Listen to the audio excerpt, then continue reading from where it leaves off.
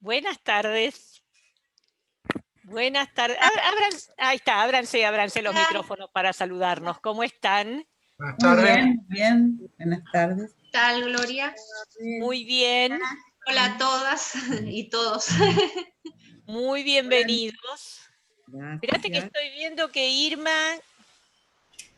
A ver, Irma, ahora tenés audio, Irma, para decirnos hola. Hola a todos. Ahí está, porque Hola. estaba Hola, muteada. ¿Qué tal? Muy bien. Freddy, ¿acomodaste tu trabajo? Sí, hoy pude llegar más temprano. Siempre entro sobre la hora, hoy un poquito antes. Bueno, ahora está pasando de gente que estaba haciendo varias cosas en forma remota y empezaron a tener actividades presenciales algunos. Sí. Y bueno, ahora hay que atajar todo. Docentes que por ahí tienen algunas actividades en presencial, así que bueno, hay que ir acomodándose. Le estoy reenviando a María Rosa que dice que no le llegó el mail. ¡Qué barbaridad! ¿Qué habrá pasado? No sé. Esta María Rosa no se hace. No arrancamos. ¿Cómo la dejamos afuera? Espera, se lo estoy mandando. A ver, Sí. ahí se lo mandé, vamos a No, ver. estoy viendo por los apellidos si es que me había faltado mandar a un grupo, pero no, acá está Capristo, que es con C, quiere decir que la Ella es de primera José. tanda salió. Sí, pero hay... Sí, de los que... Bueno, yo en el mail los tengo de una manera y Erika en el WhatsApp los tiene de otra, así Claro. que... Yo igual ya se lo mandé por mail. Vamos a ver. Perfecto. Muy bien. Ahí vamos entrando. Perfecto. Buenas tardes. Hola Julia, ¿cómo te va? Bien, bien. Hola, buenas tardes. Hola Héctor. Hola Silvia. Hola Adriana, Majo desde el sur. Bienvenidos todos. Muy bien. Ahí está. Hablé con el profe en la semana, así que vamos a disfrutar este tema con Isaías. Ay, sí. Hola Graciela, desde lejos, ¿cómo te va? Ahí estaba saludando No, Graciela. ¿Qué más. tal? Sí. Muy bien. Y hoy en el básico, Erika y Sandra terminaron la parte de Evangelios, así que lindo también ahí cerrando Evangelios con... El grupo de los jueves de Evangelios es el más federal, hay gente de todos lados, así que lindo también ese cierre. Muy bien. A ver, ¿qué me cuenta María Rosa? ¿Qué dice María Rosa? ¿Encuentra el link o no encuentra el link? Vamos a esperar. Hola Oscar, que veo que estás ahí. Bienvenido Oscar. Ya sé que no podés responderme, pero quédate tranquilo, ya estás saludado. Ahí está. Papá, que ya salieron de la Macarena. Dice Patricia, que esté atento. Bueno, a ver. ¿Qué le pasa a María Rosa? Que ya había avisado ella que no le había llegado. Espera, ¿Ella quiere WhatsApp o mail? Por mail, porque ¿Por entramos mail? por computadora, sí. Bueno, ya espera. se lo reenvié. Ya se lo reenviaste, bueno. Yo se lo reenvié. O Bueno, sea que no sé qué habrá habrá que pasado. esperar un chiquitín. No sé qué habrá pasado. Bueno, Graciela, qué lindo que pudiste ver las clases de Verónica. Nos alegramos, buenísimo. Las pudiste aprovechar. Muy bien. Muy bien. Bueno. Hola Griselda. Hola a todos. Ahí está. Les voy contando porque algunos preguntaron, después al final lo diré de nuevo. Está. Mientras miro a los que entran para darles el ok. No es que me voy, sino que miro los que van entrando. Algunos de ustedes que preguntaron por el curso de Biblia y Liturgia que yo voy a dar, que empieza la semana que viene. Para los que hicieron básico en Palabras con Miel, es lo mismo que vieron conmigo la última parte del año, es cómo se ordenan las lecturas en la liturgia. Yo se los aviso para que nadie se decepcione. Algunos dicen, no, igual lo quiero hacer de nuevo. Bueno, sí, siempre hay otros textos bíblicos, porque los los ciclos litúrgicos cambian, pero el curso es básicamente lo que ya vieron en el básico. No lo hacemos con esta plataforma, sino que lo hacemos con Facebook en vivo, así que armamos un grupo de Facebook y ustedes solitos tienen que acordarse de entrar a la hora que quieren. Y bueno, si alguno lo quiere hacer, nos tiene que mandar el mail, ¿eh? Ya sé que dirán, uy, otra vez, bueno, pero lo que pasa es que desde que descubrimos cómo Google ordena todo, decidimos que en vez de ordenarlo nosotras es más fácil que lo ordene Google. Y para eso es que, porque ustedes dirán, ¿por qué siempre nos vuelven a pedir? Y bueno, pero la realidad es que para después tener armados los grupos, importar las listas a Facebook y todo, realmente ayuda mucho. Así que lo estamos aprovechando. Y bueno, y los que quieran hacer el curso de Biblia y Liturgia que están cursando el de Biblia y Liturgia les sale la mitad, ese sale 1.200, les sale para ustedes la mitad, 600, si no van a dejar el sueldo en hacer cursos de Biblia. Así que, y eso también siempre con la flexibilidad, quien necesite, siempre ténganlo en cuenta. Pero más que nada quería aclararles que no es otro tema, que no es otro tema. El que tiene ganas de verlo de nuevo, bueno, perfecto, pero aclaro que no es un tema distinto. Muy bien. ¿Te puedo hacer una consulta? Sí, claro, Freddy. Por ahí medio futurista, pero si tienen estas mismas condiciones de tema virus, sí. ¿hay alguna idea para el año que viene, en marzo, abril, cuando arrancar ser presencial? No sé si tenés pensado por ahí el tema grupo, distribución. De hecho, si necesitas tema protocolo y eso, yo te puedo ayudar porque me dedico un poco a eso ahora en las empresas. Pero, ¿tenés algo pensado o la idea es seguir con Zoom? No tenemos nada pensado porque la realidad es que nos ha llevado la energía a mantener el año. No, va a ser muy dinámico. Es muy dinámico, tal cual. Lo presencial siempre a las 7 y esto como es a las 6, en mi caso personal, corro para llegar. Claro. Bueno, tengo que adelantar cosas de trabajo para salir al también, pero bueno, no. Sí, esto es muy dinámico, así que iremos viendo qué puede pasar. De lo que es el curso básico, lo más probable es que quede alguna forma de remoto en el curso básico, porque bueno, la experiencia de mucha gente del interior que ha participado este año, que digamos que lo celebran, que lo ven como algo bueno, entonces es muy probable, pero no tenemos... Bien. No nos hemos, además que todavía no nos hemos visto las tres, Erika, Sandra y yo no nos hemos visto, con María Silvia tampoco. Hola María Silvia, nos vemos a cada rato por las pantallas, pero no nos hemos encontrado para sentarnos a pensar, digamos. Y todos los que trabajan o están en cualquier tarea pastoral saben que pensar remotamente cuesta más.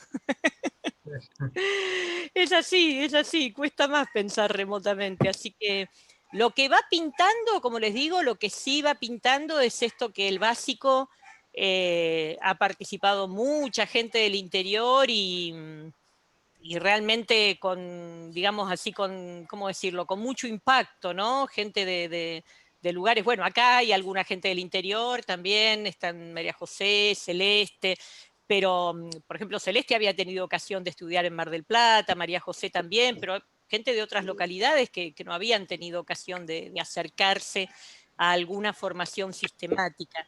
Así que eso es bastante probable, pero no sabemos, no nos sentamos todavía a pensar nada más, así que habrá que pedirle mucho a la Ruaj amorosa que sople y sople, y además también va a haber que estar abiertos al dinamismo de...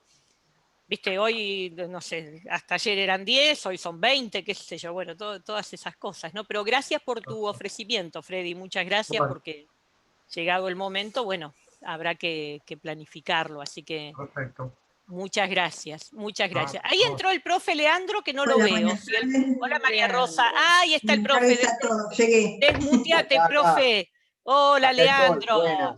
Bienvenido. No, es que no había, mira, no había llegado vos y no había llegado María Rosa, que es digamos, la jefa de las instituciones bíblicas del santuario. Entonces, no podíamos arrancar sin ninguno de los dos, sin María Rosa y sin el profesor. Sobre todo. No, por favor. Exactamente, exactamente. Bueno, Muy pero de colorada, paso María Rosa. le contamos a Leandro que conoce algo de Palabras con Miel, pero quizás no tanto, y de paso les contamos a otros y ya le damos la palabra a Leandro, que Palabras con Miel funciona desde hace 12 años en forma presencial en el Santuario Jesús Misericordioso. Este año tuvimos una actividad presencial porque tuvimos curso de verano, que terminó el 12 de marzo, justo antes de que se suspendieran las clases en Ciudad de Buenos Aires.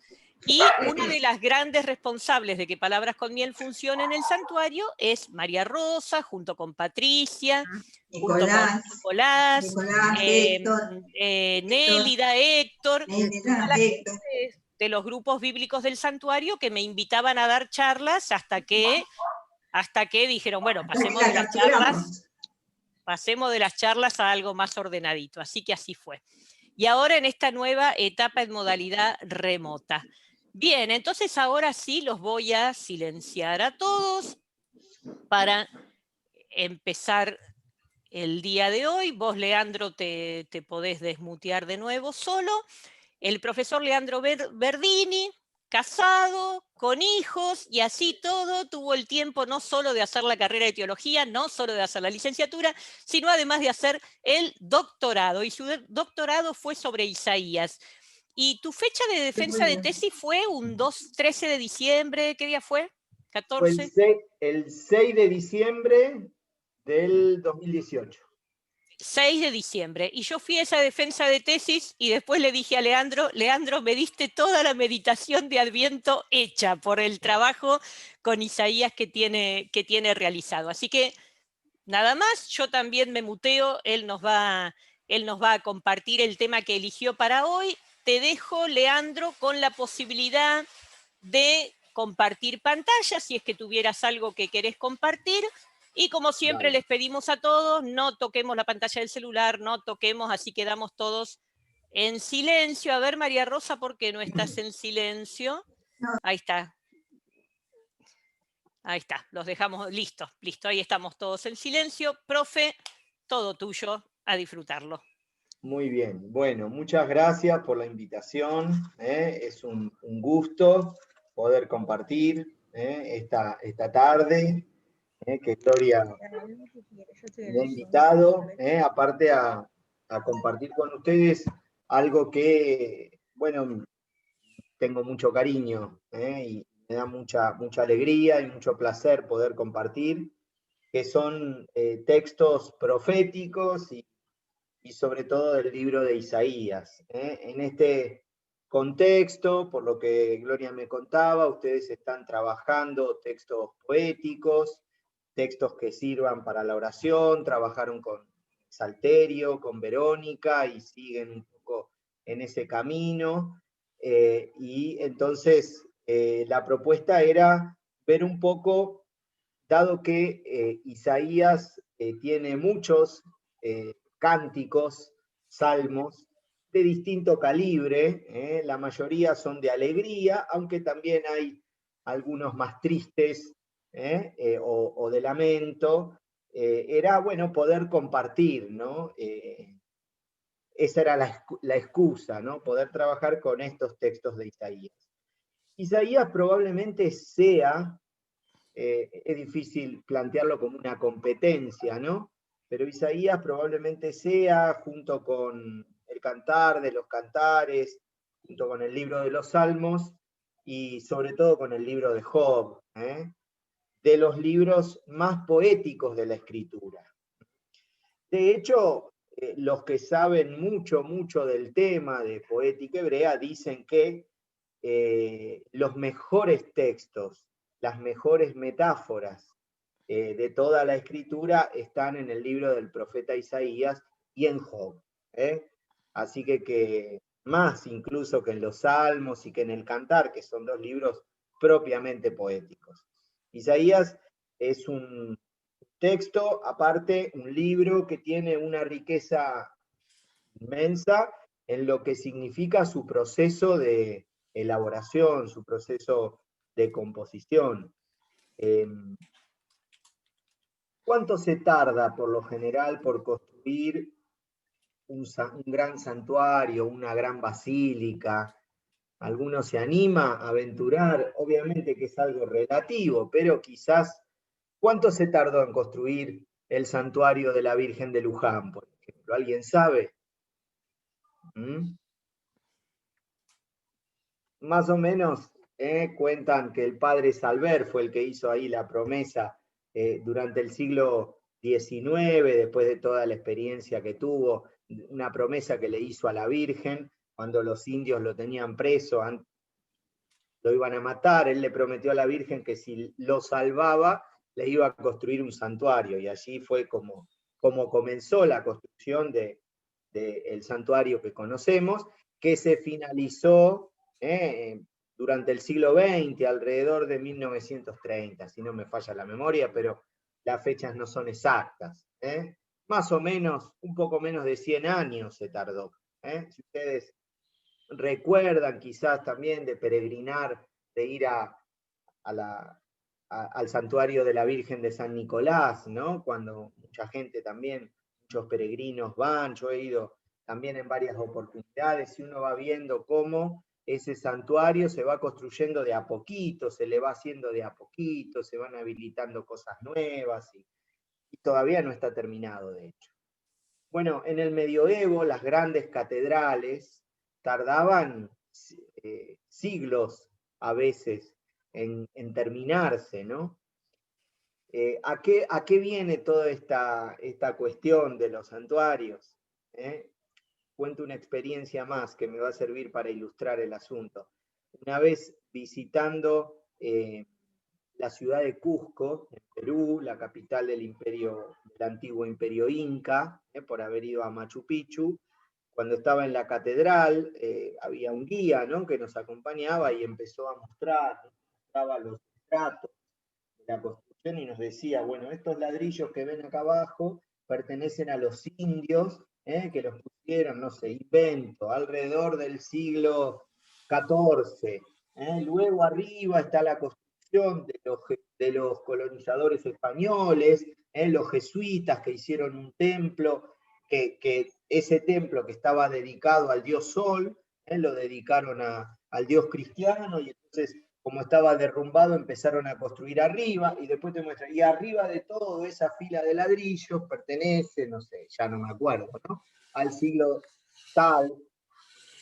Y bueno, esa iglesia tenía algo así como, desde que comenzó a construirse hasta que finalizó su construcción, algo así como 300 o 400 años. Y uno puede ver en ella los estratos en las paredes de las diferentes construcciones. Bueno, el libro del profeta Isaías es una gran catedral literaria. Uno puede mirar diferentes momentos a lo largo de sus 5 siglos de composición. 500 años aproximadamente se tardó en escribir este libro tal como nosotros lo conocemos y lo tenemos en nuestras Biblias.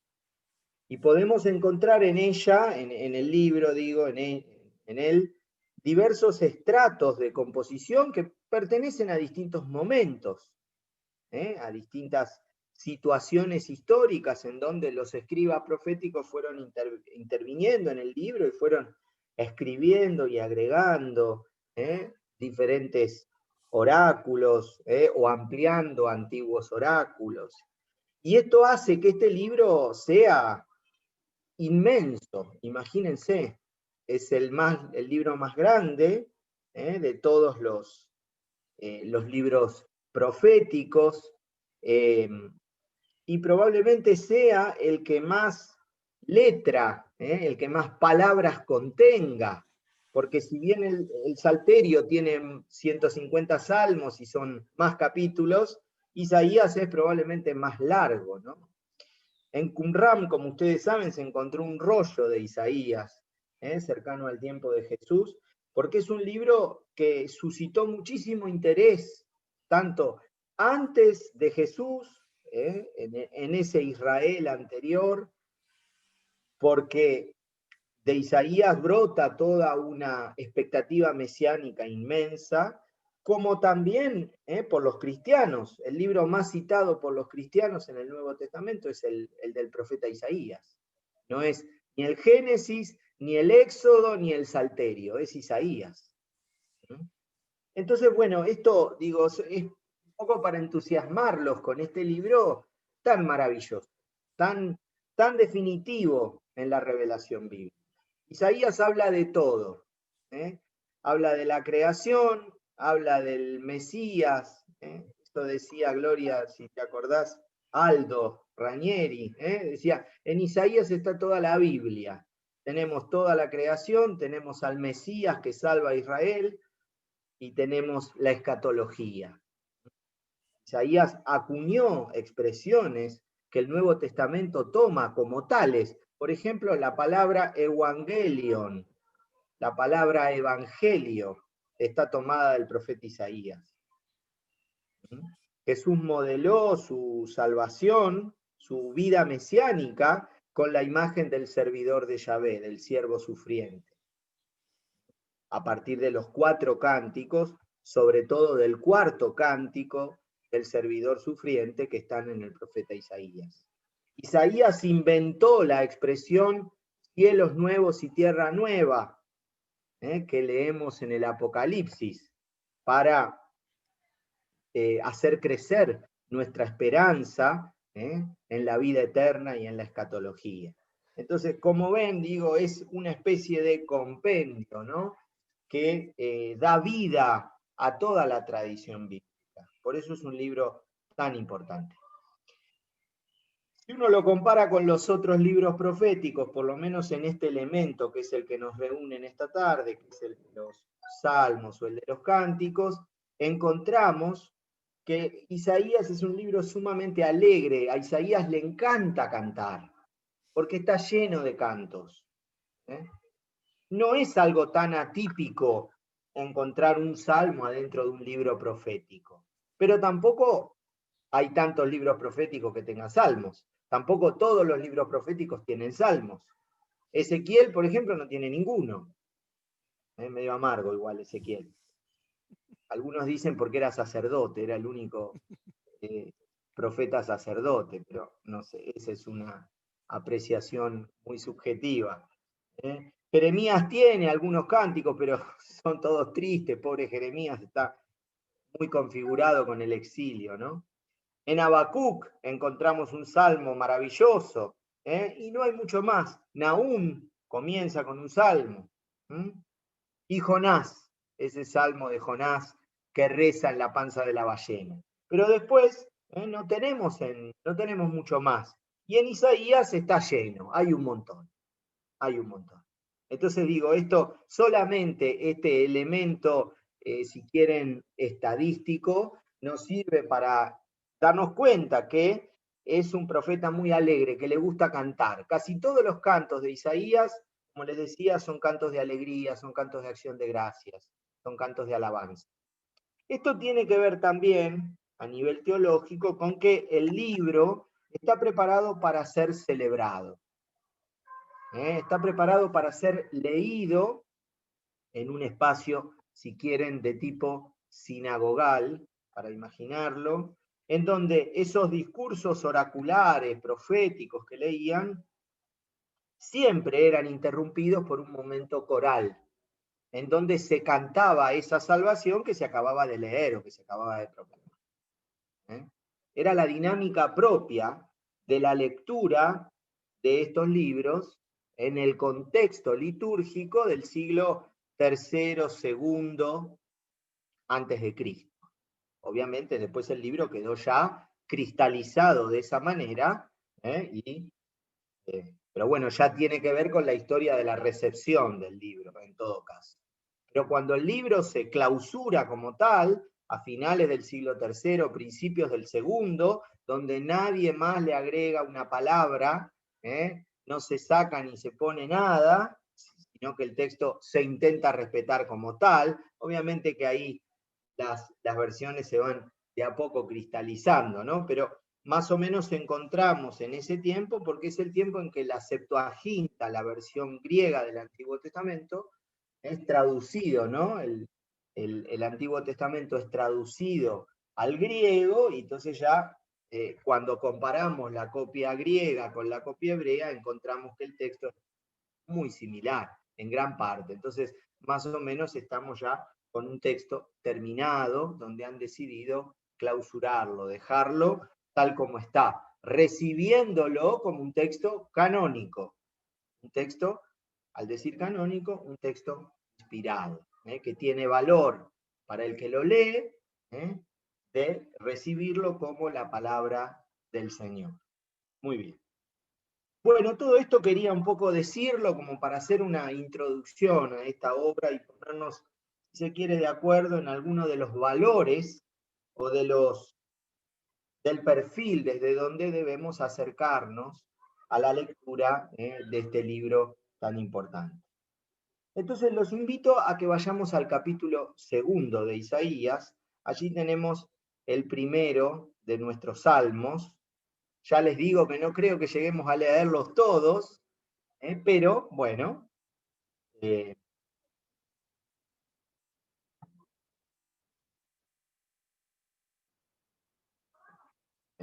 intentaremos, según el tiempo que tenemos, de ver los máximos que podemos. En el caso, quizás a diferencia de otros libros bíblicos, de otros cánticos, como por ejemplo los Salmos, o como el libro de Lamentaciones, que son piezas sálmicas, o hímnicas, o cánticos, que está una detrás de la otra. A diferencia, digo, estos textos, estos cánticos de Isaías, están insertados adentro de otro texto. La mayoría discursivo, ¿no? Que es la forma como denominamos a los libros proféticos. ¿Por qué hago esta referencia o por qué me parece importante? Bueno, porque el texto poético, en realidad es todo poético, no solo el texto, sino también el discurso, pero el cántico está en relación con el texto. A veces, para entender mejor de qué habla el texto, de qué habla el cántico, hay que ver el texto, porque justamente está puesto en una unidad literaria mayor. Ese cántico tiene un sentido dentro de esa unidad literaria. Nosotros podemos hacer un ejercicio de aislamiento y leerlo así como está, como hacemos en la liturgia. Pero no es lo mismo que decir, bueno, tomemos el Salmo 23, el del Buen Pastor, y leámoslo. Sí, bueno, leemos el Salmo, impresionante, divino el Salmo, pero es ese Salmo que yo tomé y leí, o que leímos porque era el de la liturgia del día, porque aparecía en la oración de laudes, en la oración de vísperas. En el caso de los cánticos de Isaías, el cántico está en relación con el lugar del libro donde está puesto. Y si nosotros perdemos de vista esa cuestión, es como que me traigan un flan sin dulce de leche y crema. La verdad es que se puede comer igual, es igual de rico, pero es mucho mejor comerlo con un poco de crema y dulce de leche, por lo menos a los que nos gusta, ¿no? Así que bueno, esto lo digo también porque yo lo que me planteaba era ver un poquito también el lugar que podía tener ese salmo en esa parte del libro, o cuál es la relación literaria con el discurso en donde está inserto. ¿Se entiende el concepto? Ustedes díganme, ¿sí? Si están perdidos o algo, por favor. Exacto. O me hacen una seña y abren el micrófono y me preguntan, o le escriben a Gloria al chat y ella me dice, para no avanzar, si están perdidos, no quiero dejar a nadie por el camino. Muy bien. Bueno, entonces ahora sí, vayamos al capítulo 2,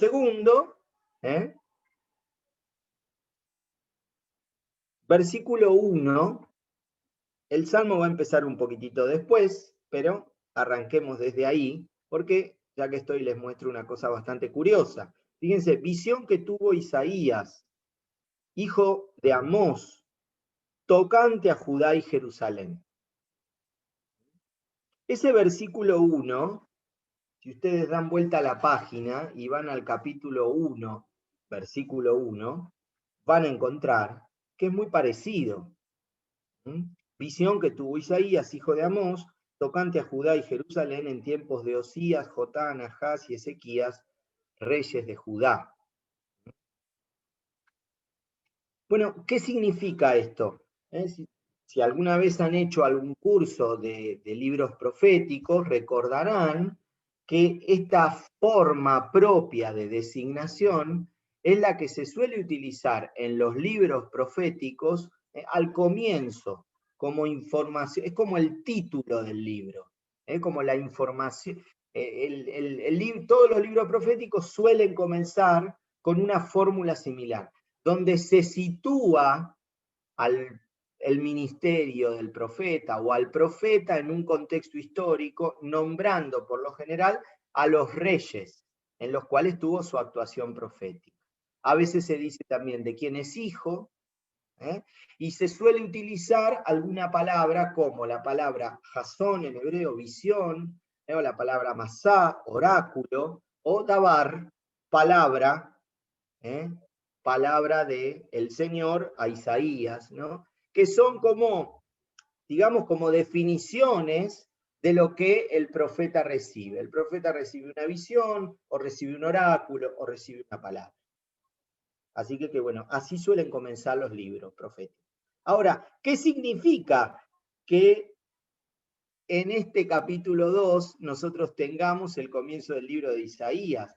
Bueno, la mayoría de los grandes comentaristas de Isaías lo que dicen es que antiguamente el libro comenzaba acá, en el capítulo 2.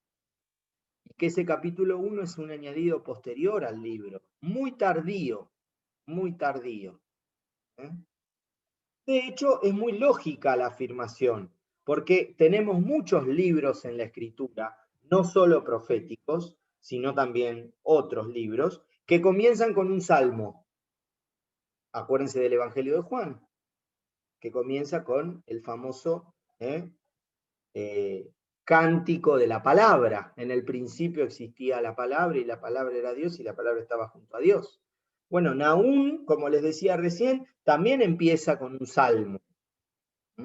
Digo, tiene mucha lógica un libro bíblico que empiece con un salmo. Entonces, probablemente este era el inicio original del libro de Isaías, el capítulo 2. Y cuando lo agrandaron, no anularon, no sacaron nada, sino que agrandaron hacia adelante, porque querían darle un sentido, ¿no? A esa. Pero bueno, eso para otra oportunidad. ¿Qué sentido tendrá el capítulo 1 delante del segundo? Pero me parece interesante dejarles la pregunta, ¿no? Para que lo piensen. Entonces dice luego, sucederá en los días futuros que el monte de la casa de Yahvé se afianzará en la cima de los montes, se alzará por encima de las colinas, confluirán a él todas las naciones, acudirán pueblos numerosos. Y dirán, en realidad el cántico empieza acá. Nosotros cuando lo rezamos en la liturgia, lo empezamos en el versículo 2, está bien, digo, está bien, pero la pieza propiamente me parece que comienza allí, en aquello que todas las naciones, cuando suben a la montaña del Señor, como dice ahí, no dice a qué todavía, pero mientras suben van diciendo lo que vamos a leer. Y allí presentan la finalidad de por qué suben. Fíjense, una invitación, ¿no? Vengan, subamos al monte del Señor, a la casa del Dios de Jacob, para que Él nos enseñe sus caminos y nosotros sigamos en sus senderos, porque de Sión saldrá la ley, de Jerusalén la palabra del Señor. Juzgará entre las gentes, será árbitro de pueblos numerosos, forjarán de sus espadas asadones y de sus lanzas podaderas. No levantará la espada nación contra nación, ni se ejercitarán más en la guerra. Adelante, casa de Jacob, caminemos a la luz del Señor. Entonces, ahí tenemos nuestro primer cántico, que tiene, digo, muy lindo, por cierto, es uno de los temas que más le gusta a Isaías, y que habla con bastante frecuencia, es el tema de la paz. A Isaías le gusta la paz, nos habla de la paz, de su importancia, ¿no? Y de la voluntad del Señor de que haya paz, de que las armas se transformen en herramientas de trabajo, de las espadas van a ser asadones, para... el asadón es ese que es como una hoz, ¿vieron? Para echar, y de las lanzas podaderas. Habría que ver qué piensan por podadera, ¿no? Pero bueno, para podar uno se imagina, ¿no? Alguna será quizás para abrir la tierra y hacer el surco para la siembra, y la otra para cortar las espigas o las cosechas, ¿no? Y poder cultivarlas, cosecharlas. Y eso lo van a hacer por medio de la forja de las espadas y de las lanzas. Y ya, por lo tanto, no habrá más una nación que levante su espada contra otra nación. Nadie se va a adiestrar en el arte de la guerra. Entonces, esta transformación pacífica se debe a que todas las naciones, fíjense la visión universalista también, bien propia por lo general de la profecía, del espíritu de los profetas, todas las naciones peregrinan a la montaña del Señor, a la casa del Señor. No dice nada de que haya un templo, no interesa ese elemento todavía. Después, esta idea de las naciones peregrinando a Jerusalén se va a repetir más adelante, sobre todo en el tercer Isaías. Este motivo teológico lo va a explotar muchísimo, muchísimo. Incluso ya poniendo el templo, ¿no? Van a peregrinar al templo. Aquí solamente se habla de la casa del Dios de Jacob, y allí el Señor nos va a enseñar sus caminos para que nosotros sigamos sus senderos y aprendamos, digamos, cuáles son esos caminos, de qué se trata, aprender la ley, como dice ahí. Porque de Sión, acuérdense que es la montaña donde está construida la ciudad de Jerusalén, de Sión saldrá la ley, de Jerusalén la palabra del Señor. Bien propio de la profecía, ¿no? Los profetas siempre nos señalan la Torá. Los profetas en ese sentido es como que señalan el Pentateuco. Entonces, bueno, es un poco, ¿no? El motivo por el cual todas las naciones peregrinan a Jerusalén.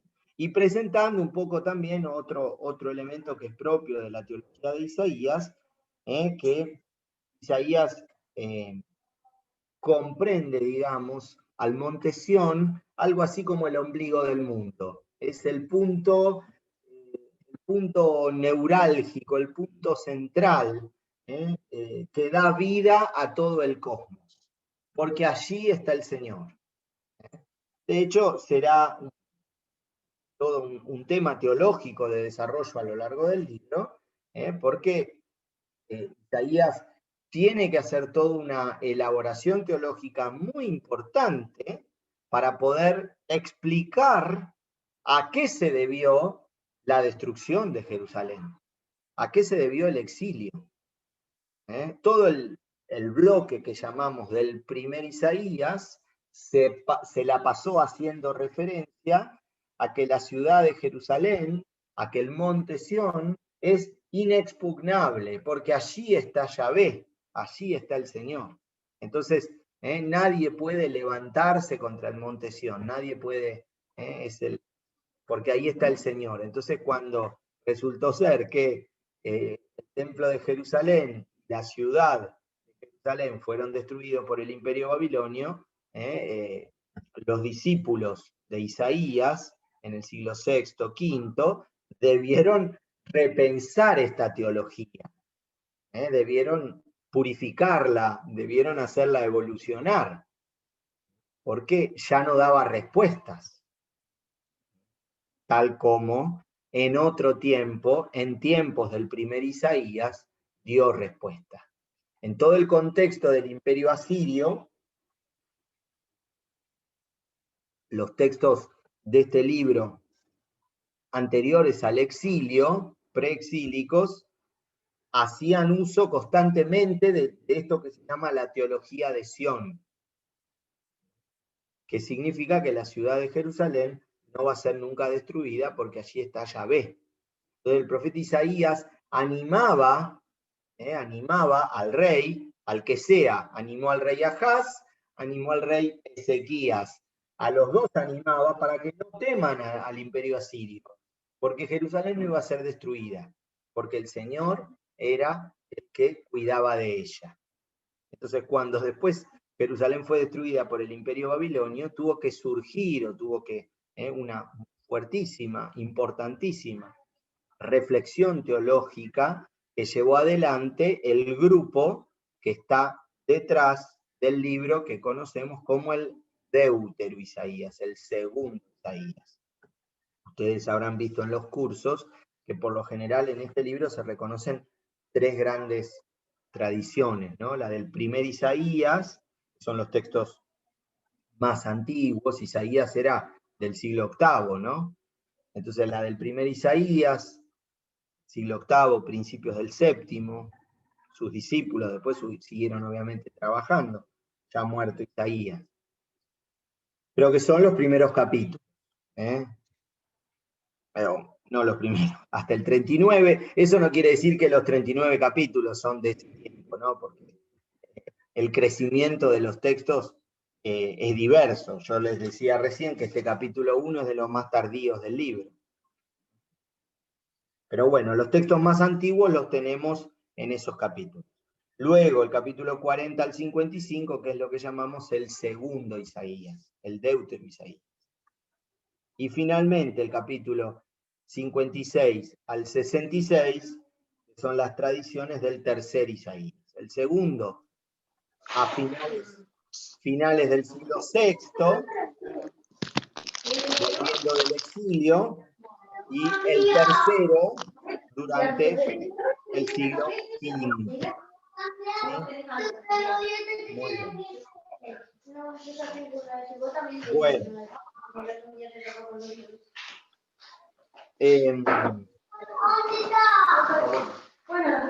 Chacha, que no te encuentro en la lista, se activó tu micrófono, Chacha, por fin.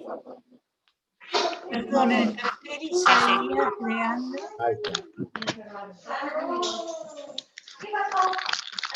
Bueno, Dios, no lo encuentro. Perdón, Leandro, el tercer Sí, Irma. Isaías. Sí. Dígame. El tercer Isaías, ¿qué siglo era? Capítulo 56 al 66. Ahí está. Bueno, entonces, así no nos quedamos tanto tiempo detenidos acá. Dejémoslo acá este cántico, sin meternos tanto en el contexto, y pasemos a otro. Pasemos a otro.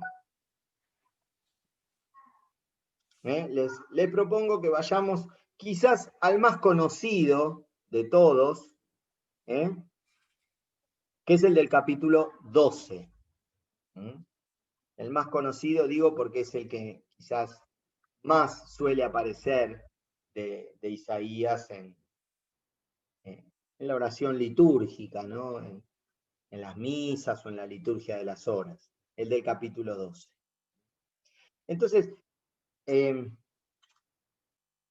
bueno, en realidad lo llevé al del 12, capaz que habría que ver antes el del 5, El del 5 es bastante polémico, algunos no lo toman como tal, como salmo, como cántico, pero es un texto muy conocido, el mismo título dice que es un canto, ¿no? Voy a cantar a mi amigo la canción de su amor por su viña, ¿se acuerdan? Un texto, quizás veamos un poquito ese primero, después vamos al 12, vayan un poquito para atrás al capítulo 5, sobre todo porque es un texto que fue muy inspirador de pasajes en el Evangelio. La parábola de los viñadores homicidas, o el capítulo 15 de San Juan, de las palabras de Jesús, la cena de yo soy la vid, ustedes los sarmientos. Digo, hay muchos textos, ¿no? En torno a la viña. Voy a cantar a mi amigo la canción de su amor por su viña. Mi amigo tenía una viña en un fértil otero. Ahí comenzaría, ¿no? Mi amigo, ahí comenzaría la canción probablemente. Mi amigo tenía una viña en un fértil otero. La cavó y despedregó y la plantó de cepa exquisita. Edificó en medio una torre y excavó en ella un lagar para poder hacer el vino, ¿no? O sea, invirtió en esa viña, armando justamente el lugar donde poder pisar la uva para hacer el vino y el lagar para poder guardarlo, ¿no? La bodega para poder guardar. Y esperó que diese uvas, claro. ¿Qué puede esperar, no? Un inversor que va a Mendoza o a San Juan y se compra una viña y se hace traer una cepa exquisita de algún lugar del mundo, una uva espectacular, con un sabor espectacular para hacer un Malbec impresionante o un Cabernet Sauvignon, no sé qué les gustará más, lo que sea, ¿no? Pero ¿qué espera el viñador, no? Esperó que diese uvas, pero solo dio agraces. Los agraces son lo que llamamos las uvas chinche, las uvas chiquitas, ácidas, que no sirven para nada. Fíjense que estamos en un nivel simbólico, porque uno escucha esto, si no conoce la tradición bíblica y se pone a leer esto, dice, esto está chiflado, ¿de qué está hablando? ¿Qué tiene que ver esto con la historia de la salvación, no? Nosotros, porque ya al ser lectores frecuentes de la Biblia, estamos en un lugar simbólico donde comprendemos muchos de todas estas metáforas y de este lenguaje. Pero no es tan simple para el que no está metido en la cuestión, porque aparte son textos separados temporalmente de nosotros mucho tiempo. Esperó que diese uvas, pero solo dio agraces. Entonces ahora el mismo texto, probablemente el cántico terminaba ahí, y entonces fíjense cómo se interpreta, digamos, el cántico, o a partir del cántico se comenta. Algunos dicen que el texto continúa, Algunos dicen que el texto continúa, eso es opinable. Nosotros lo seguimos leyendo para cerrar la idea, ¿no? Ahora pues, habitantes de Jerusalén y hombres de Judá, vengan a juzgar entre mi viña y yo. ¿Qué más puede hacer? ¿Qué más puede hacerse por mi viña que no se lo haya hecho? Yo esperaba que diese uvas, ¿por qué ha dado agraces?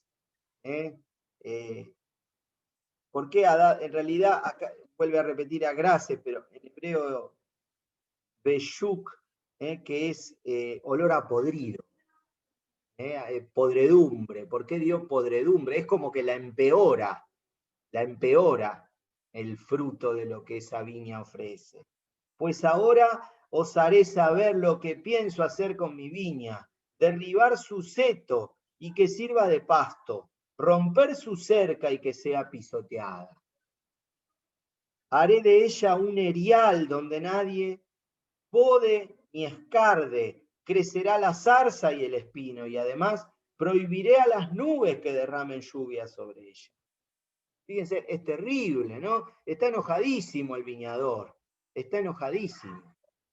Era muy importante para él que su viña dé uvas buenas, vides buenas. Entonces, casi despechado, deja que la viña sea arrasada por los caminantes, por los animales, se llene de yuyos, y no llueva más, y él no va a hacer nada para regarla. Pues entonces ahora recién se va a explicar definitivamente el sentido del texto, ¿no? Pues la viña de Yahvé Sebaot, del Señor de los ejércitos, es la casa de Israel, y los hombres de Judá son su plantío exquisito. Esperaba de ellos justicia. Estos son los frutos, esta es la vid. Esperaba de ellos justicia. El Señor había dicho antes en el himno, esperó que diese uvas, pero solo dio a gracia. Entonces repite el mismo verbo. Yo esperaba de ellos justicia, pero brotó iniquidad. Esperaba de ellos honradez, pero se oyeron alaridos. Entonces, hasta ahí el texto.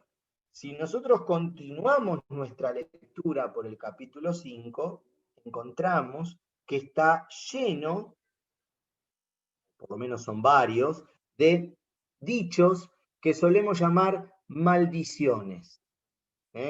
¿Vieron en el capítulo 23 del Evangelio de Mateo esas frases que Jesús comienza diciendo con el ay? Lo solemos llamar ayes, los ayes. ¡Ay de ustedes, escribas y fariseos hipócritas! ¿No? Ese dicho así donde uno se lamenta a sí mismo, pero por el otro. Porque el otro se comportó de forma absolutamente mala.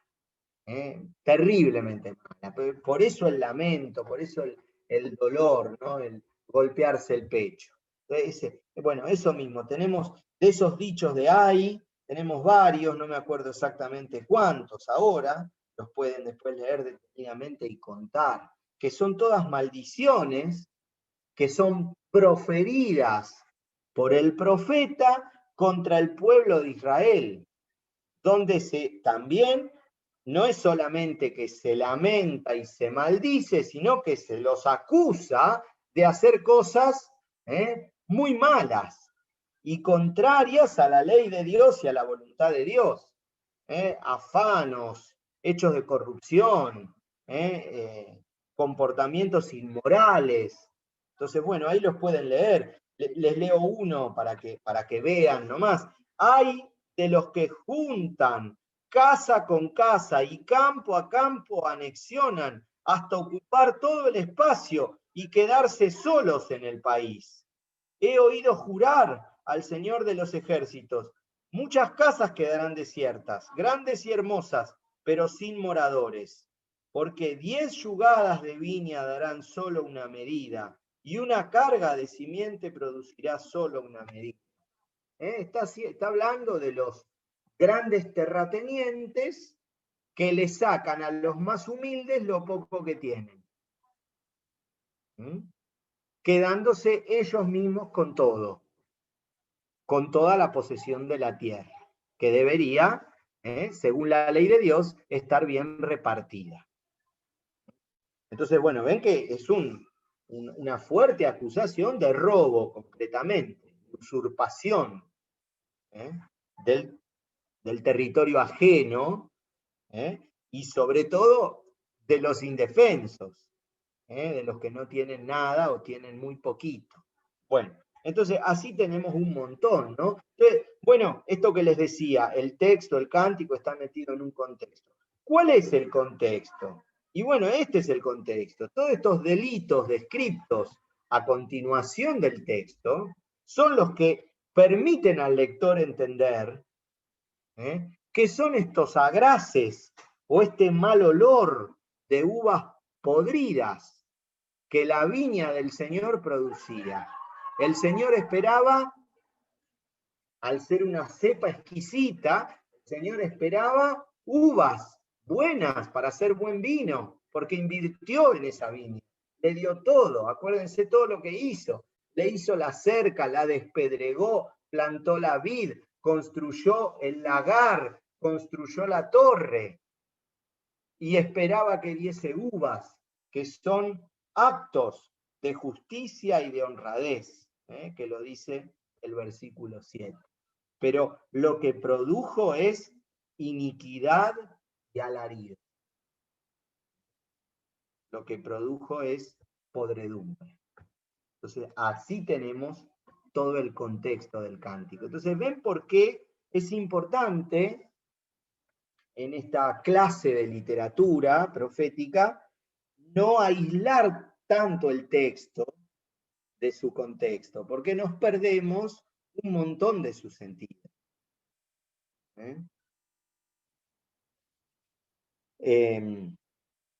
A veces es un mal hábito que nosotros tenemos, y no solo para los profetas, para toda la Biblia. Tomamos un texto separándolo de todo lo que hay alrededor, y bueno, nos olvidamos que ese texto está unido a todo un contexto que es muy importante. Y que, bueno, hay veces que en una actividad propiamente pastoral o catequística, nosotros trabajamos sobre un texto, está bien, eso está bien. Y se hace, no podemos leer todo el Evangelio o todo el libro de Isaías para una actividad.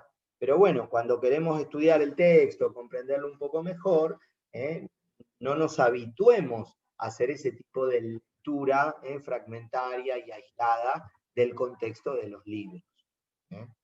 Digo, este es como un principio metodológico que funciona para la hermenéutica de cualquier texto bíblico, no solo de los cánticos en Isaías. Bueno, ¿alguna pregunta de este capítulo 5? O si no, vamos al 12. Sí, Graciela, te escucho.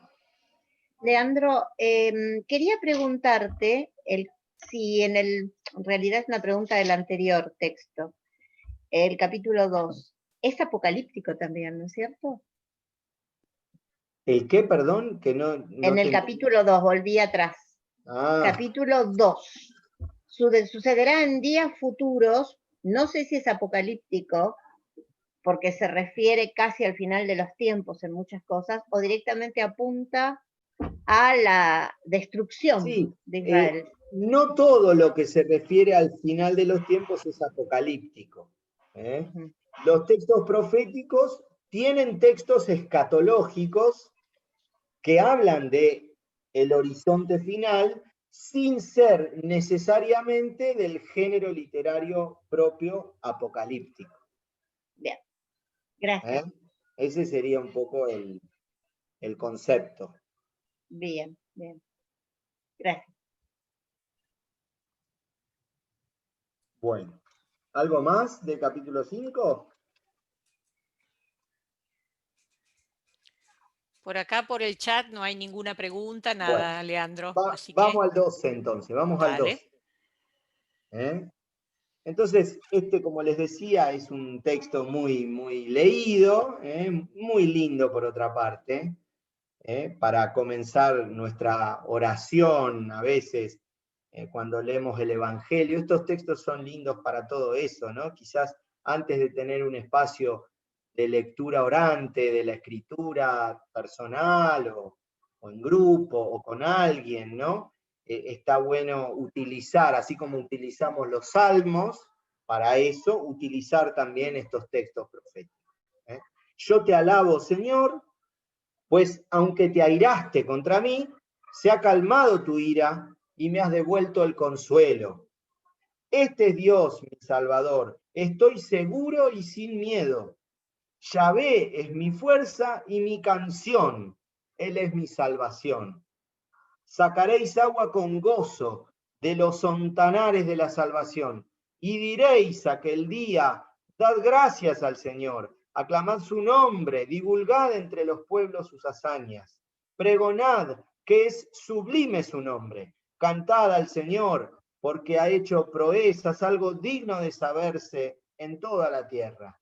Gritad de gozo y de júbilo, moradores de Sión, porque es en medio de ti grande el Santo de Israel.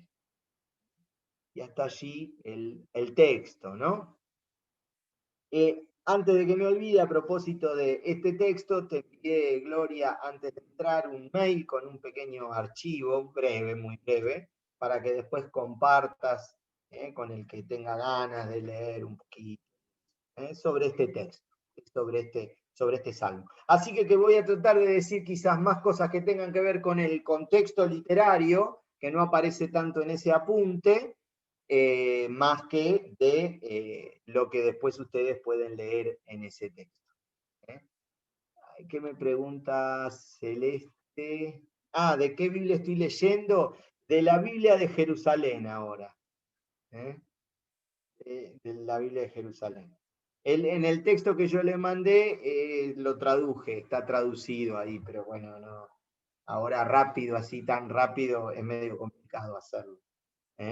Bueno, entonces, fíjense una cosa interesante, ¿no? Hablando, ya que hablé tanto de las épocas, a qué época pertenece cada parte de Isaías y todo. Ahí en el versículo 1, al final, tenemos una palabra muy importante en el libro del segundo Isaías.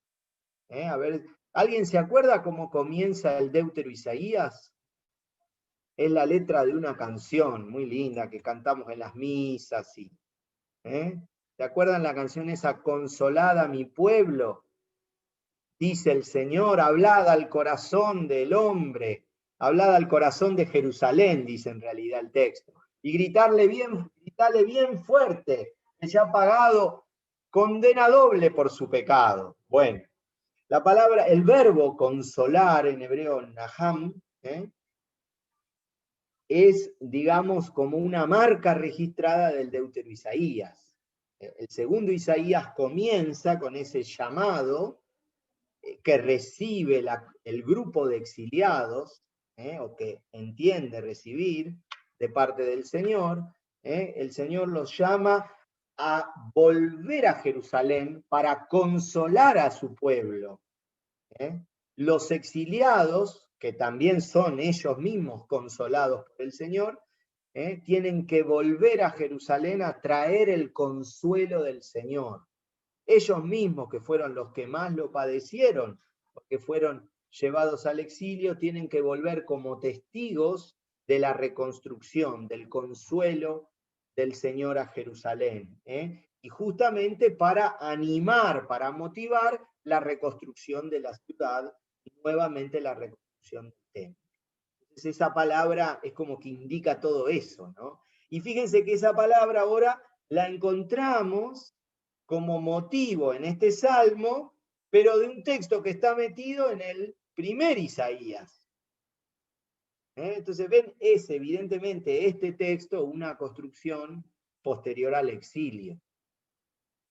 Es un texto, dentro de todo, tardío en el libro de Isaías, que perfectamente puede haber sido agregado en el capítulo 11. De hecho, se habla, si ustedes miran el contexto un poquito antes, en el capítulo 11, versículo 15, que se habla de la vuelta de los desterrados. Secará el Señor el canal de Egipto y agitará su mano contra el río. Con la violencia de su soplo lo partirá en 7 arroyos y se podrá atravesar en sandalias. Habrá un camino real para el resto de su pueblo que haya sobrevivido de Asiria, como lo hubo para Israel cuando subió del país de Egipto. ¿Ven? Se habla de un camino real que va a transitar el pueblo y se evoca el éxodo de Egipto. Pero no se está hablando de la salida de Egipto, sino que se está hablando de la salida de Babilonia. Y por eso se canta luego, yo te alabo, Señor, porque aunque estabas enojado, aunque te airaste contra mí, se ha calmado tu ira y me has devuelto el consuelo. Que es justamente este don que este pueblo exiliado recibe.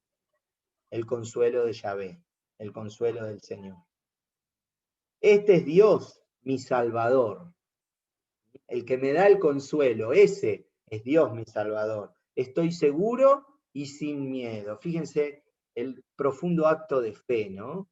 En medio de una situación oscura, porque aparte el que leyó del capítulo 6 al capítulo 12 entenderá bien de qué se trata esta situación en la cual el Señor estuvo airado, estuvo enojado. Ahora cualquier cosa la picoteamos un poquito y la vemos. El Señor es mi fuerza y mi canción. ¿Ves? Este es mi Dios, mi Salvador, estoy seguro y ya no tengo miedo, no tengo miedo. Y justamente porque estoy seguro y no tengo miedo, proclama el orante, el Señor es mi fuerza y mi canción.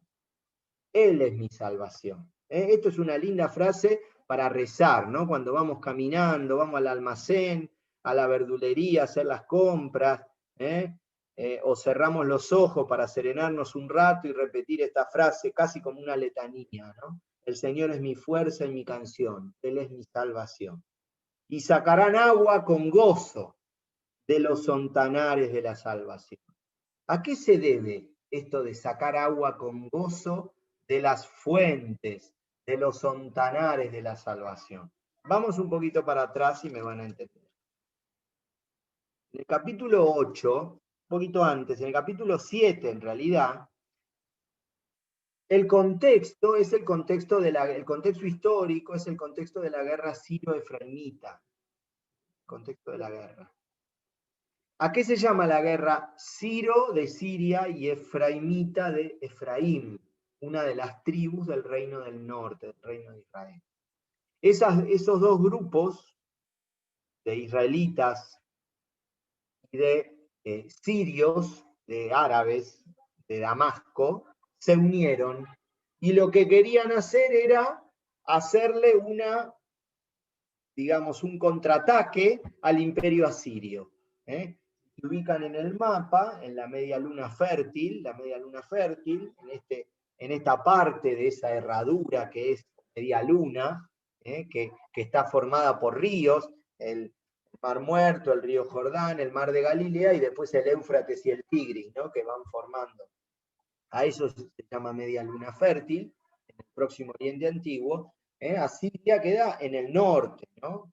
En el norte. Y Damasco, Israel y Judá, Jerusalén. Entonces estos dos pueblos, un poco más poderosos, más grandes que Judá, se habían unido y lo que querían era indexar también a Jerusalén y hacer una gran coalición contra los asirios. El tema que los judíos no querían.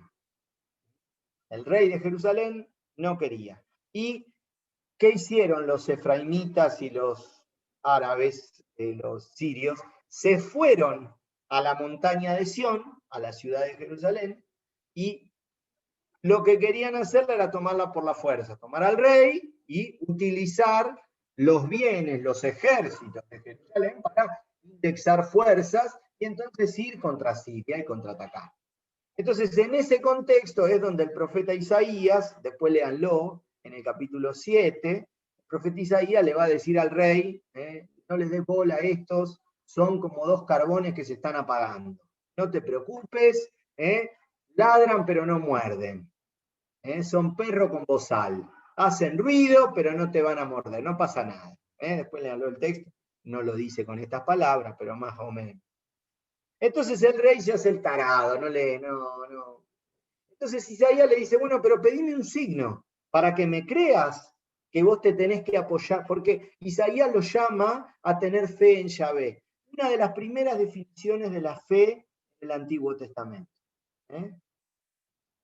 En la Escritura, ¿no? Isaías le dice ahí en el capítulo 7, versículo 9, si no se afirman en mí, no serán firmes, no subsistirán. Es difícil traducirlo, ¿no? Pero la idea es apoyarse, afirmarse en algo, encontrando sostén para no caerse. El profeta le dice, vos te tenés que apoyar en el Señor y tenés que tener confianza. Apoyado en el Señor no te va a pasar nada. Esos dos energúmenos que están allá abajo en la ciudad son perro con bozal. 2 carbones que se están apagando. No podés hacer una tira de asado con eso. No sirve más. Bueno, entonces el profeta no le cree. Y como no le cree, Isaías le dice, pedime una señal, yo te doy una señal de parte del Señor. Y allí es cuando viene ese texto impresionante de la señal de la joven o la virgen, depende de qué tradición bíblica, está embarazada y va a dar a luz un hijo y le pondrá por nombre Emanuel, ¿no? Allí viene ese texto que será tan querido para nuestra tradición cristiana, ¿no?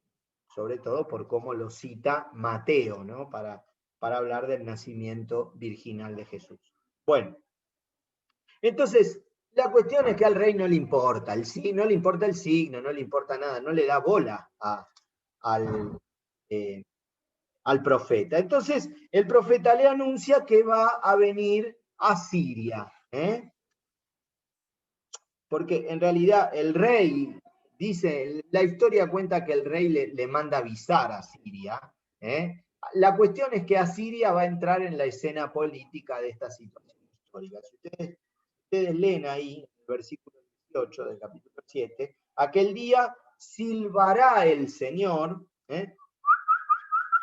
silbará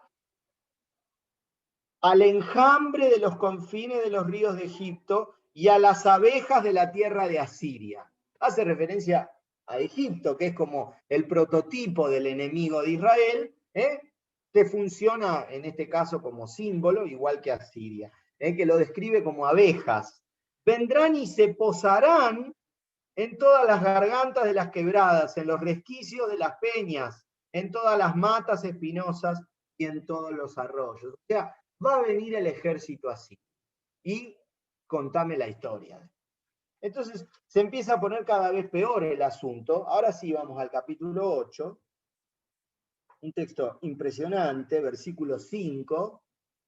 Fíjense lo que dice. Volvió el Señor a hablarme de nuevo, ¿no? Acá está hablando el profeta. Y dice, porque ha rehusado ese pueblo. Ese pueblo es Judá, ¿no? Jerusalén. Porque ha rehusado ese pueblo las aguas de Siloé, que fluyen mansamente. ¿Alguien sabe dónde están las aguas de Siloé? ¿Y por qué se dice que fluyen mansamente? ¿No le suena la palabra Siloé a un pasaje de un evangelio? ¿No está en Jerusalén? Piscina? Exacto. ¿No está en Jerusalén? Adentro del templo. La famosa piscina de Siloé, en el patio del templo. Primero que se sumergía, se curaba. Exactamente, el capítulo 9 o 5 del Evangelio de Juan, ¿no? Ese texto del paralítico que nadie lo ayudaba al pobre a meterse en la pileta y por eso nunca se podía curar. Y Jesús le dice, déjate de jorobar, parate, yo te curo. Y se arregla el problema de una manera mucho más simple. Bueno, esa piscina de Siloé era algo hecho, ¿no? Fabricado en ese tiempo, desde donde subían agua de abajo de la montaña por un sistema que habían inventado, que no se lo sé describir bien ahora, pero traían agua y había agua adentro del templo. Por eso esa agua se identificaba también, era un símbolo, una metáfora de Yahvé. ¿Qué me pregunta Graciela? Estoy en el capítulo 8, versículo 6. Entonces, era esa agua que surge, ¿no? Adentro de Jerusalén, era una metáfora del Señor. Por eso dice, ¿por qué este pueblo ha rehusado a las aguas de Siloé que fluyen mansamente? O sea, ¿por qué este pueblo me rechazó a mí, a Yahvé? Y se ha desmoralizado ante Razón y el hijo de Romelías. Esos dos son, Razón y el hijo de Romelías son los dos reyes de Damasco y de Israel, que los nombra en el capítulo 7. El lector los conoce porque fueron nombrados en el capítulo 7. Entonces, porque me rechazaron a mí, dice el Señor, y se desmoralizaron ante estos dos reyes, por eso mismo el Señor va a hacer que los aneguen las aguas del río, que los inunden las aguas del río. El río, con mayúscula, es el río Éufrates. Es el río donde está construida, al pie del Éufrates está construida la ciudad de Asur, la capital asiria. Asur y Nínive, allí al lado del Éufrates. Es una metáfora, que los aneguen, que se inunden. Imagínense que estamos a kilómetros de distancia. Por más que el Éufrates salga de su cauce, no va a llegar a Jerusalén. Es una figura poética. Se utiliza la figura de la inundación. Es como que el río se va a inundar y los van a anegar. Dice, leo de vuelta, el Señor va a hacer que los aneguen las aguas del río, embravecidas y caudalosas. Las aguas de Siloé había dicho que fluyen mansamente. Estas aguas son embravecidas y caudalosas. Desbordará por todos sus cauces el rey de Asiria y todo su esplendor. Invadirá todas sus riberas, anegará Judá a su paso, hasta llegar al cuello. Sus límites se extenderán y abarcarán la anchura de tu tierra, oh Emanuel.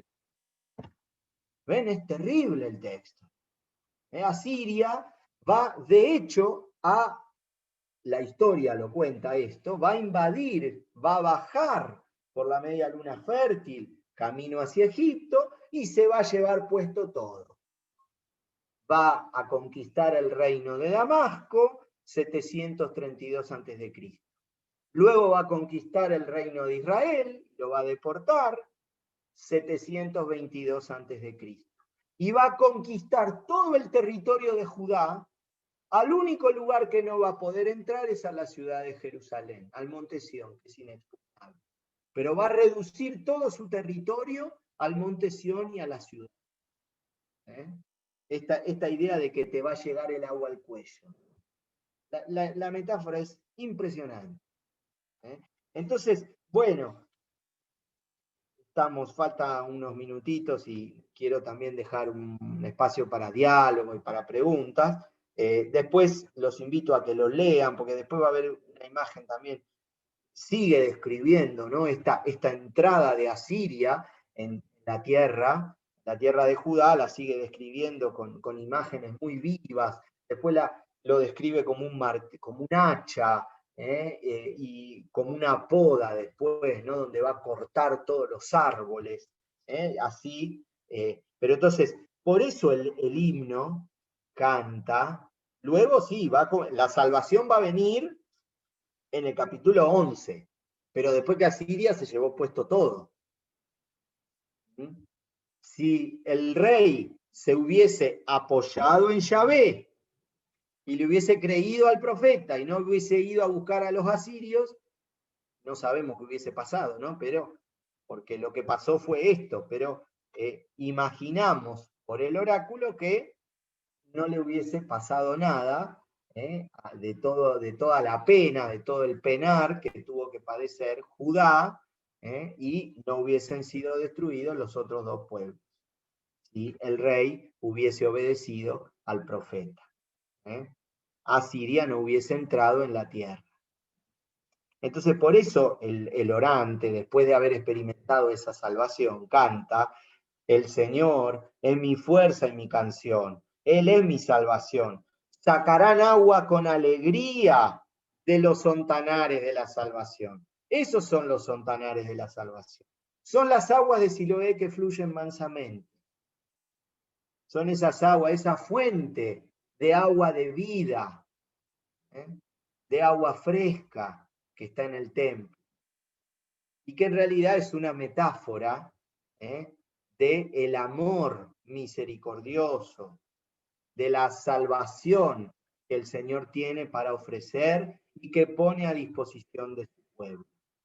Si recuerdan, esta imagen va a ser copiada por el libro del Apocalipsis, en el capítulo 21, 22, donde se cita el mismo texto, ¿no? De que vamos a sacar agua A ver, esperen que lo ubico, porque no me lo acuerdo bien y no lo quiero citar de memoria. Pero allí, en el capítulo...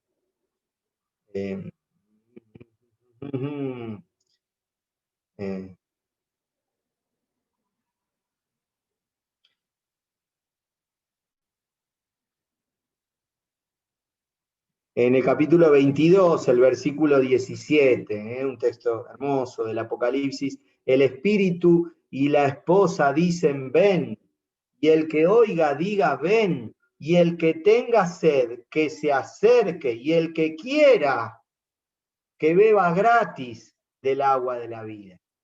¿Ven? Es una imagen que está evidentemente inspirada en Isaías, para beber el agua de la salvación. Termino con el himno. Y dirán aquel día, den gracias al Señor, aclamen su nombre, cuenten entre los pueblos sus hazañas, pregonen que su nombre es sublime, canten al Señor porque ha hecho proezas, algo digno de saberse en toda la tierra. En toda la tierra tiene que saber lo que el Señor hace, las proezas, las hazañas que el Señor hace. Griten de gozo y de júbilo, moradores de Sión, los que viven en Sión, que es grande en medio de ti el Santo de Israel. ¿Ven esta idea, no? De en medio. El Señor es el que está en medio de es Emmanuel, de hecho. El signo que el profeta le ofrece al rey es el signo de Emmanuel, que Dios está con nosotros. Es grande en medio de ti el Santo de Israel, canta Isaías. Entonces ven esto del contexto, cómo es muy importante leer el Salmo en el libro profético, leerlo en el contexto donde está puesto, como celebración de todo lo que se está narrando allí, o como lamento, como lo que sea, ¿no? Según la expresión literaria que tenga. Bueno, son las 7:13. No sé si les parece, perdonen si me alargué un poquito, pero podemos hacer, si tienen alguna pregunta o si quieren hacer alguna consideración. Bueno, gracias, Leandro. Pero vos tenés clase 7:30, ¿no? 7:30, sí. Bueno, sí, no pero si hay alguna pregunta o alguna consideración así puntual, así no te tenemos. Dale, Gracias, bueno. Leandro, muy bueno. Bueno, gracias. Me Irma. encantó. A ver cuándo vuelve. ¿Cuándo vuelve? Sí, ¿cuándo lo esperamos otra vez? ¿Hasta cuándo? Uy, ahí te están escribiendo. Además por el chat te escriben, ¿eh? No dejaste con ganas de más, además te van escribiendo en el chat. Yo a Leandro lo tuve como profesor en Sion. Graciela, ahora que te veo, sí, qué grande, no te había... Cursando hebreos, ¿cómo estás? Bien. Y me fascinó la materia, me encantó porque la diste hermosa. Muchas gracias. ¿Cómo estás? Es como un pequeño ¿Tu marido cómo está? prólogo esto. Bien, gracias a Dios, bien. Bueno. ¿Noemí? ¿Qué decía Noemí? Es un prólogo esto, me parece, nada más. Me parece que sí, lo tomamos como un prólogo. Nos dejó como un gusto a Isaías. Nos dejó con mucho. Bueno, ahora que viene el tiempo del Adviento, como ustedes saben, Isaías es un profeta muy leído en este tiempo, así que los dejé con ganas a propósito. Lean este libro en este tiempo, aprovechen el tiempo de la espera del Mesías para releer los oráculos proféticos de Isaías, y bueno, esperar con más devoción y con una esperanza más pura la venida de Jesús. Que venga a renovar toda la tierra esta que está llena de pandemia, es un desastre. Leandro, ahí preguntan si tu tesis se consigue o si tenés publicado, bueno, como hacen algunos que después de la tesis publican algo. Contanos. La tesis la editó Ágape, se puede comprar en Ágape. Yo en el apunte que le pasé a Gloria está el título bien de la tesis, entonces si reciben el archivo ahí pueden buscarla y preguntar en Ágape. Debe haber, seguramente tiene tiene algún ejemplar, si a alguno le interesa. No les sé decir a cuánto la cobra ni nada, porque hace mucho que no puedo ir a Ágape y que no lo veo. Pero bueno, ahí está, sí. Acá se las muestro, espérenme. ¿Es la última clase que da? Sí, Eugenia, el plan que tenemos en noviembre, acuérdense, es escuchar distintas voces. Así que tuvimos a Verónica, hoy está Leandro, el próximo jueves está Eleuterio Ruiz y el último jueves Daniela Yuch. Noviembre es así, poder escuchar otras voces. Esa es la propuesta de ¿A quién vamos a estudiar el jueves que viene? Espera, de a uno. Ahí está, Leandro, vos mostrala, Leandro, la tesis. Ahí está. Bien. Para saber, para ubicarlo. Pero bueno, el título lo tienen bien en el apunte, ahí lo pueden bucear y rastrear. Es medio aburrido, ¿no? Yo no voy a negarle. Como toda tesis, Gloria les explicará después, pero por lo general son textos, no son de lectura simple, así como leer una novela o un libro de espiritualidad. Pero bueno, al que le guste, con mucha alegría se las recomiendo, se las muestro para que lo aprovechen.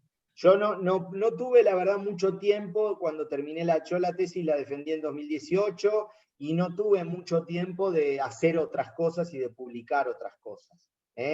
Sí escribí algún artículo, pero de otros temas, no de Isaías. Así que necesité tomar un poco de distancia por mi salud.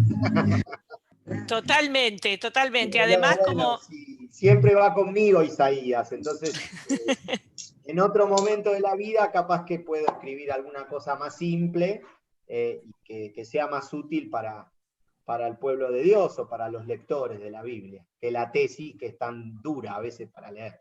Bueno, pero ya que vos lo nombraste hoy a Ranieri, cuando nosotros estudiábamos, Ranieri nos decía, bueno, hay gente que es aburrida para leerla, pero que hizo todo un trabajo sólido para que después con eso, uno que tiene más cancha para transmitir, diga, bueno, esto que está bien fundamentado, lo podemos decir para que lo entienda el pueblo de Dios y así.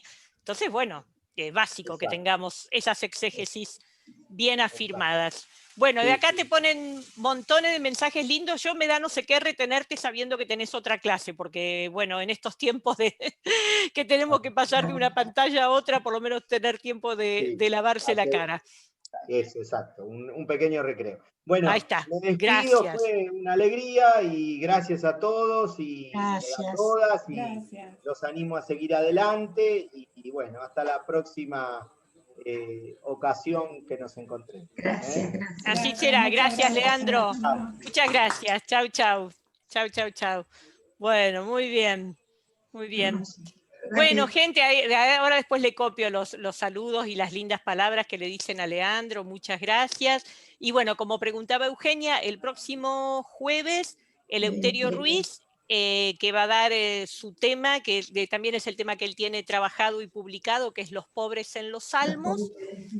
Y el último jueves, Daniela Yuch, sobre el Magnificat, donde una parte va a tomar lo que es en la tradición oriental, porque él es sacerdote del rito ortodoxo, así que además de la parte exegética, también como desde la espiritualidad en Oriente se interesante. El Magnificat.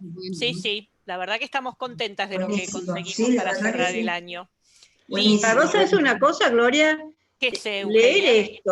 leer esto sin alguien que lo explique, como dijiste vos, bajándolo a nuestro idioma, es imposible. Yo tengo la Biblia de, ¿cómo es Calunga? Nácar Colunga. Exacto. No se entiende nada. Bueno, no, pero ahí tenés otro... Eugenia, vos no hiciste el curso básico de palabras con miel. Ese es el otro problema. No, que es a lo que voy. La traducción Nácar Colunga es una traducción española de finales del siglo XIX. El problema no es que sea la Biblia, el problema es que nosotros ya no entendemos el español del siglo XIX. Así que... Es como otro idioma. Es como otro idioma. Ahí no hay un problema de exégesis, sino... Claro, sí. Tengo un regalo de mi mamá. que fue un acto de generosidad. Yo que soy vieja lo estudié en el colegio, imagínate lo poco que sé. Así que bueno, ahí también la ventaja, pero sí, por supuesto, cuando alguien que ha estudiado el tema nos presenta, corremos con ventaja. Bueno, repito por las dudas para algunos que entraron después, los que estén interesados en el curso de Biblia y Liturgia, les recuerdo, los que hicieron el básico es algo que ya lo vieron. Obviamente cambió el ciclo litúrgico, veremos otros textos bíblicos, pero como varios escribían y preguntaban, yo aclaro, es lo mismo que yo les di en el básico, los que hicieron conmigo el básico, cambiaremos los textos porque cambió el ciclo litúrgico y vamos a tomar otros textos como ejemplo, y eso es por Facebook, no es por Zoom, es por Facebook en vivo. Así que de paso, si tienen ganas de hacerlo, vayan averiguando cómo se hace para entrar en Facebook Vivo, porque ahí no podemos mandar el link. Ahí la persona que quiere es la que tiene que estar atenta y entrar. Así que bueno, nos vemos el próximo jueves. Muchas gracias a todos. Muchas gracias. Qué lindo verlos. María Silvia, un beso. Qué lindo verte también hoy acompañando. Muchas gracias. Que anden muy bien. Que anden muy bien. Voy a copiar el chat antes de que nos vayamos, así se lo puedo mandar a Leandro antes de cerrar. Ahí está. Muy bien. Gracias por todo. Gracias, Eugenia. Gracias por estar. Gracias por tu entusiasmo. Me encanta. Muy bien. Yo antes de cerrar quiero copiar las palabritas lindas para el profe, porque siempre es alentador cuando nos dicen cosas lindas. Buena semana para todos, chicas, chicos. Gracias, muchas gracias, Graciela. Hasta luego. Chao, gracias.